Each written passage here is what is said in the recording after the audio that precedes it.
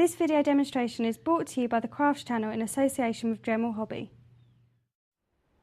Hi, my name's Kate Hemmings and I'm pleased to welcome you to a special video project demonstration brought to you by the Crafts channel in association with Dremel. Dremel offers a fantastic range of hobby products that are fantastic for all your crafting projects, and today Corey and Brad is going to show us how to use the Dremel stylus. Hi Corey. Hello Kate. So tell us about the stylus. The stylus is a lovely, small, very ladylike tool. It's got a great ergonomic grip.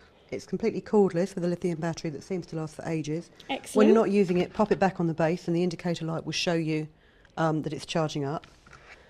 It has a simple on-off button with a variable speed control.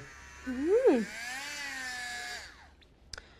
way to change the bit in there, you simply push this chuck key forward to lock the chuck in place, and then you can unscrew it with your hands, take your bit out and change Easy your peasy. bit. It is easy peasy. I wouldn't recommend that you put the bit right in as far as it will go. For a start, you need to have a bit more leverage. It's much easier to use a longer tool in something like wood carving. It's like when you're painting, it's much easier with a longer paintbrush. Don't ask me why, because you wouldn't think it was so, but it just is. So what are you going to be doing? Well, I'm going to show you how to do a bit of relief carving. I've done some on here. Rather than carving into the wood and making the design in concave, as it were, I've cut it relief. So we've cut the design out and then we've sanded away the surround so that it actually stands out. So you've got a little chick there for Easter. Thank you very much. I've done a carved wooden box here with an ivy leaf design. So the leaf stands out from the surface, and then the veins again are standing out from the leaf itself. And it's simply done by cutting the wood and then sanding away the excess. But I'm just going to show you how to make a simple monogram. This is on a piece of ivy wood that was cut from my garden. It was seasoned in the oven, but it's cracked. It's got that nice rustic look. But you could make a whole series of these to spell out a child's name and hang them up on the bedroom wall. So I'll show you how to carve the monogram to start with, and then I'll show you how to colour and polish it afterwards. Fantastic. So here's my piece of ivy with an initial just written in pencil in it, very easy. And I'm going to cut away around the outside of it with this ball-ended tool, which has lots of tiny blades in it. What you will find with the stylus is with the speed control, for something like carving, let the tool do the work for you.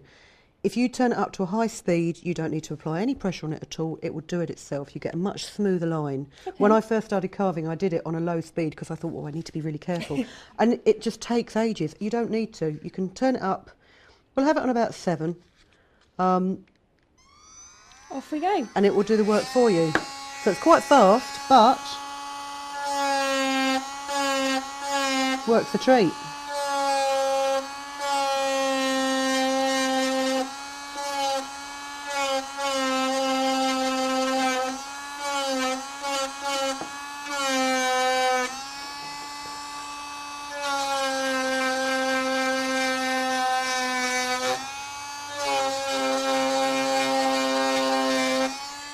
Now what I will say, you don't need to be too pernickety at this stage, because what we want to do is we want to leave that image so it's raised from the surface. So we will need to sand away the excess wood from around it. Okay.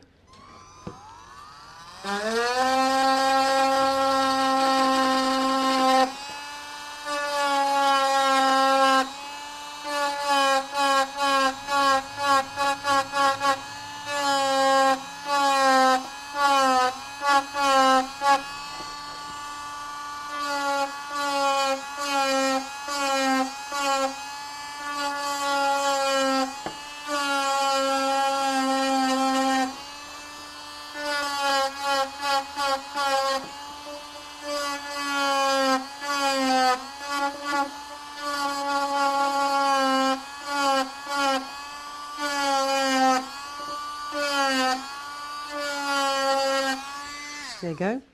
You will find that if you've got knots in the wood will be tougher there. But you can get quite a decent indentation out of that. It looked very easy to handle as you were doing it. It is. I mean, it's not difficult at all. You don't need to press hard on it. It will just chop the wood away quite easily. Now, what you could do if you want a deeper relief on this is you can use a smaller engraving tool. And I've got one here, which is a very fine tip. And that will give you a very, very straight edge, like I've achieved on here. The tip runs down the edge. But what I'm just going to show you now is how you get rid of the excess wood around the outside so that the initial stands out. So we need to change the bit and replace it. I'm going to use a sanding band. These are great. You get these with the starter kits. I didn't realise how the sanding band ever stayed on there because it's a rubber sleeve. It slips over a rubber collet. But when you screw the top in, it presses down on the rubber to expand it to hold the band in place. Worth remembering. Yes, it is worth it because you'll look at it and you'll think, well, how does that work? But it's very easy. So I'm just going to sand it now. yeah.